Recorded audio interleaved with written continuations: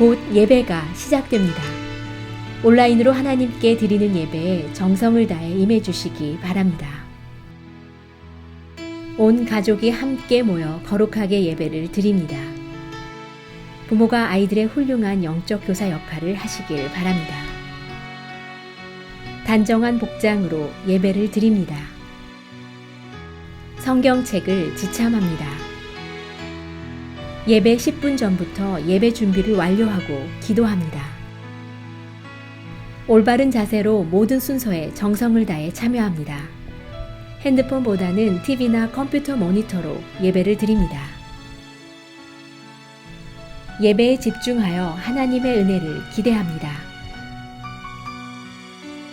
헌금은 정성껏 준비해서 우편으로 보내시거나 직접 교회 사무실 헌금함에 봉헌합니다.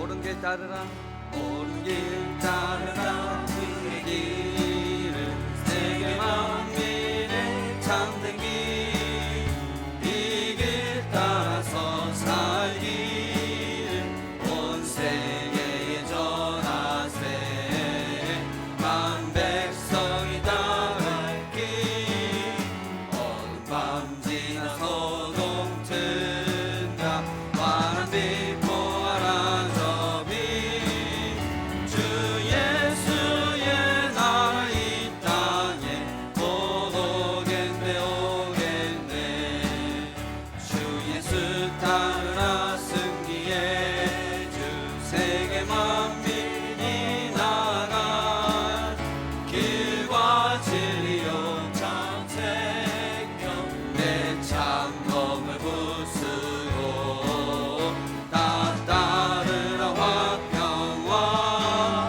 어느 밤 지나서도 튼다 환한 빛 보아라 저 빛 주 예수의 나라 이 땅에 곧 오겠네 오겠네 놀라운 이 소식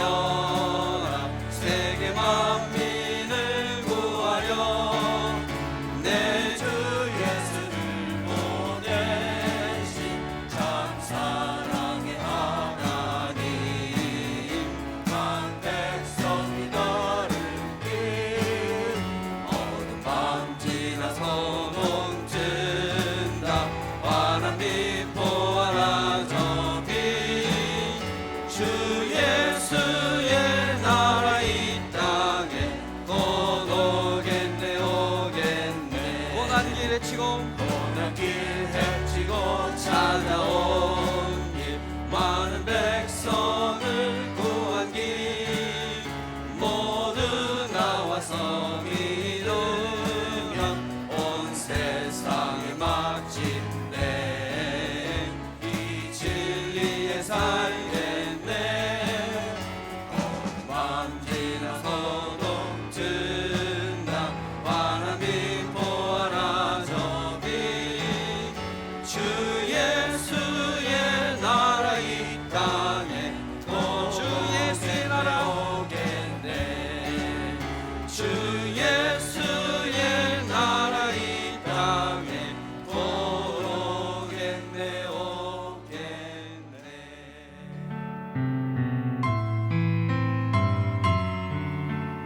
저희들의 구원자이신 여호와 하나님, 어렵고 힘든 상황 속에서도 안식일을 은혜 가운데 예배의 자리에서 잘 보내게 하시고 또한 새롭게 한 주를 시작하는 이 첫 새벽에 예배로 하루를 시작하게 해주시오니 감사와 찬양으로 영광을 올려드립니다. 저희들의 영혼이 소생되어지는 이곳 성전에서 온전한 예배를 드리지 못한 지 몇 달이 지났음에도 저희 믿음의 자녀들에게 여호와 하나님을 향한 흔들리지 않는 믿음을 주셔서 각자의 형편에 따라 최선의 마음을 다하여 예배를 드릴 수 있게 해주심에 감사합니다. 은밀한 중에도 보고 계시는 여호와 하나님을 믿사오니 각자의 삶의 자리에서 저희들 믿음을 잃어버리는 죄에 빠지지 않도록 굳건한 믿음 위에 저희들의 언행과 삶의 전부를 지켜주시옵소서. 생활 속에 짓는 크고 작은 잘못들을 깨닫고 알아서 회개할 수 있는 은혜의 영을 부어주시고 저희들의 중심이 믿음에 바로 서게 하옵소서. 현재 코로나19로 인하여 모두가 힘든 상황 중에 몸의 병으로 더 큰 어려움을 겪고 있는 교우님들과 그 가족들, 그리고 사랑하는 어머니를 천국으로 보낸 가정들을 위로하여 주시고 상황을 이길 수 있는 은혜의 믿음 안에서 완전히 깨끗하게 고쳐주시고 회복시켜 주시옵소서. 현재의 고난은 장차 다가올 영광과 좋게 비교할 수 없다는 말씀을 기억하며 저희들 이 코로나19나 모든 아픔들을 믿음으로 잘 이길 수 있게 도와주시옵소서. 오늘보다 힘든 내일이 있을 수 있으나 지금까지 지내온 것이 주님의 은혜임을 기억하며 언제나 그리하셨듯이 힘든 광야를 지나고 보니 내 힘과 의지가 아닌 하나님의 은혜였음을 고백할 수 있는 날이 속히 올 수 있기를 간절히 기도합니다. 그때까지 주님의 영이 함께해 주셔서 저희들의 삶 속에 감사의 찬양과 내면의 기쁨과 은혜가 뼛속까지 넘치게 하여 주시옵소서. 이 힘든 시기에 주님의 몸된 교회들이 어려움에 처해지지 않도록 지켜주시고 더욱 든든한 방주의 전이 되게 하옵소서.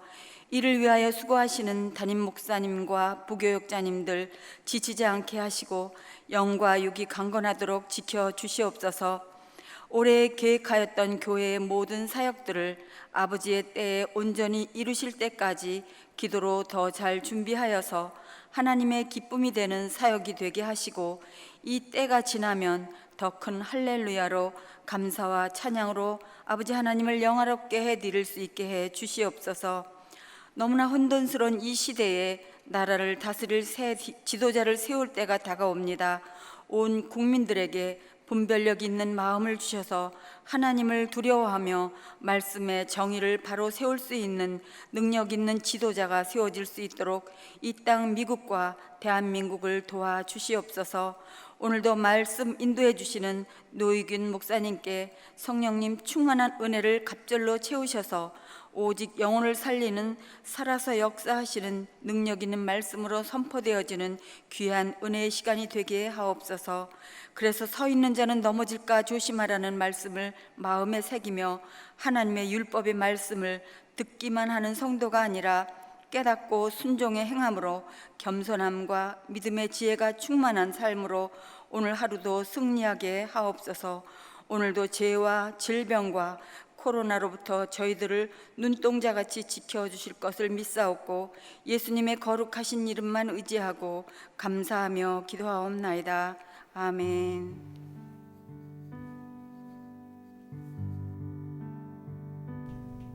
오늘 우리에게 주시는 하나님의 말씀은 로마서 3장 9절부터 20절입니다. 함께 봉독하시겠습니다. 그러면 어떠하냐? 우리는 나으냐? 결코 아니라. 유대인이나 헬라인이나 다 죄 아래 있다고 우리가 이미 선언하였느니라. 기록된 바 의인은 없나니 하나도 없으며 깨닫는 자도 없고 하나님을 찾는 자도 없고 다 치우쳐 함께 무익하게 되고 선을 행하는 자는 없나니 하나도 없도다. 그들의 목구멍은 열린 무덤이요 그 혀로는 속임을 일삼으며 그 입술에는 독사의 독이 있고 그 입에는 저주와 악독이 가득하고 그 발은 피 흘리는데 빠른지라. 파멸과 고생이 그 길에 있어 평강의 길을 알지 못하였고 그들의 눈앞에 하나님을 두려워함이 없느니라 함과 같으니라. 우리가 알거니와 무릇 율법이 말하는 바는 율법 아래에 있는 자들에게 말하는 것이니 이는 모든 입을 막고 온 세상으로 하나님의 심판 아래에 있게 하려 함이라.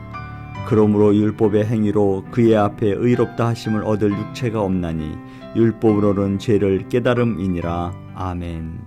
오늘 하나님의 말씀은 로마서 3장 9절부터 20절의 말씀으로 길을 아는 자라는 주제로 여러분과 하나님의 말씀을 나누기 원합니다. 제가 하와이에 온 지 지금 1년하고 1개월이 되었습니다. 참 시간이 빠르다는 생각을 하게 됩니다. 어제 제가 저희 교회로 부목사로서 파송을 받은 것 같은데 벌써 1년이라는 시간이 지났습니다. 제가 적응을 잘할 수 있도록 도와주시고 사역을 위해서 기도하여 주신 성도님들과 그리고 스태프 그리고 저를 지도하여 주신 우리 담임 목사님께 진심으로 감사를 드립니다. 여러분, 우리가 인생을 살 때요, 언제 제일 답답하시죠? 인간이 살면서 제일 답답할 때가 언제라고 생각하십니까? 앞길이 보이지 않을 때라고 합니다. 어떠한 신병이요, 한 신병이 이제 군대를 가서 이제 신병이 되었죠. 신병이 되었는데 그 병장이 이렇게 신병에게 물었다고 합니다. 눈을 감아보라고. 그랬더니 그러면서 이제 신병에게 뭐가 보이냐라고 물었습니다. 그러자 그 신병이 깜깜합니다. 아무것도 보이지 않습니다. 라고 대답을 하였습니다. 그랬더니 그 병장이 이렇게 얘기를 했다고 그래요. 그게 네 군생활이다. 라고 그렇게 얘기를 했다고 합니다. 신병이 군대에 입대하고 나서 그 심정이 그랬다는 것이죠. 앞길이 깜깜한 것이죠. 그래도 요즘은 한국군이나 이 미군의 그 군생활이 좀 하기가 조금 나아지지 않았나 생각이 됩니다. 하지만 그 신병에게는 어떻게 하면 이 군 복무를 잘 마칠 수 있을까라는 그러한 두려움과 기대감이 있었겠지요.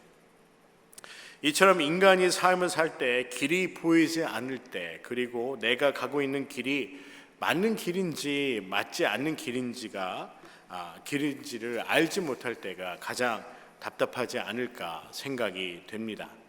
그래서 한국에는 이 도를 아십니까? 라는 그런 종교에 빠지기도 하지요. 인생이라는 것이 이런 여정이라고 다른 말로 이렇게 표현을 합니다. 인생은 여정이다. 시작이 있고 끝이 있고 또한 그 여정에는 과정이라는 것이 있습니다. 그런데 그 끝이 다르다는 것이죠. 어느 방향으로 어느 길로 가냐에 따라서 그 끝이 다르다는 것입니다. 신앙의 여정의 끝은 무엇입니까? 우리가 예수 그리스도 믿어 우리가 살아가고 있는 이 신앙의 여정의 끝은 무엇일까요? 바로 영생입니다. 영원히 하나님의 나라에 사는 삶, 그리고 이 땅에 살면서도 하나님의 길로 가는 사람을, 그러한 삶을 신앙의 여정을 가는 삶이라고 얘기하지요. 이 길은 분명하고 명확합니다. 하나님께서 함께 하시고 인도하시는 길이라는 것이 분명하다는 것이죠. 신앙의 여정이 아닌 그냥 우리가 생각하는 그런 삶의 여정의 끝은 무엇일까요? 성경은 죽음이라고 말씀합니다. 그리고 하나님께서 심판하실 것이라고 말씀하시지요. 심판을 피하지 못하는 그러한 마지막의 삶을 맞이한다는 것입니다. 그래서 우리가 신앙을 지키고 하나님께서 인도하신 그 길을 따라, 말씀을 따라 순종하며 섬기며, 그리고 그 길을 따라가는 것이 바로 하나님께서 원하시는 신앙의 여정이라고 말씀하십니다. 여러분은 어떠한 길로 가고 있습니까? 예수 그리스도를 나의 구주로 믿고 나의 죄를 날마다 하나님 앞에 회개하며 하나님의 은혜로 사는 여러분과 제가 되기를 주님의 이름으로 간절히 소원합니다. 우리 신앙의 여정은요, 나 혼자 가는 것이 아니라 하나님께서 함께 하시는, 삼위일체의 하나님께서 함께 하시는 삶이 바로 신앙의 여정이요, 그리고 그것이 바로 하나님께서 우리에게 원하시는 길이라는 것입니다. 오늘 말씀을 묵상해 보면요, 인간이 선택한 그 길, 인간이 바라고 원하는 그 길로 갔을 때에 그 결과에 대해서 말씀을 하시죠. 인간은 어떠한 길을 선택하였는가에 대한 그 말씀이 바로 오늘 로마서 3장에 나와 있습니다. 9절의 말씀에 보면요, 그러면 어떠하냐? 우리는 나으냐? 결코 아니라 유대인이나 헬라인에게나 다 죄 아래에 있다고 우리가 이미 선언하였느니라 라고 말씀합니다. 오늘 사도 바울은요, 유대인들에게 이렇게 말씀을 하고 있습니다. 율법을 충실히 따른 유대인들도, 그리고 헬라인들, 이방인들도요 모두 죄 아래 있다고 선포를 합니다. 유대인들은 율법을 충실히 지킴으로 자신들이 의로운 삶을 살았다 생각하지만 하나님 앞에서는 이 율법의 그 율법주의적인 그런 율법만 따라서는 이 죄의 문제가 해결될 수 없다는 것을 사도 바울은 강조하고 있다는 것입니다. 오늘 영문에 보면요, 우리 9절의 말씀에 보면 그러면 어떠하냐 우리는 나으냐 결코 아니라 유대인이나 헬라인이나 다 죄 아래 있다고 우리가 이미 선언하였느니라 할 때 이 선언이라는 그 단어를요 영문으로 보면 charge라고 되어 있습니다. 그리고 그리스 원문을 보면 accuse라고 되어 있어요. 유대인과 헬라인들의 이 죄인임을 비난받는 것을 우리는 부인할 수 없다는 거예요. 그래서 유대인들은 이 죄의 문제에서 자유롭지 못하다는 것이지요. 율법주의의 유대인들도요 율법으로는 의롭다 함을 받을 수 없다는 것을 사도 바울은 말씀하고 있습니다. 그리고 또 이방인들조차 이 죄의 문제에서 자유롭지 못한 이유, 그리고 의롭지 못한 이유는 바로 모두가 하나님 앞에 죄인이라는 것입니다. 유대인들이 율법만을 따르고 의인의 삶을 살 수 없고 참 믿음에 이를 수 없는 길이라고 사도 바울은 말씀을 한다는 것이지요.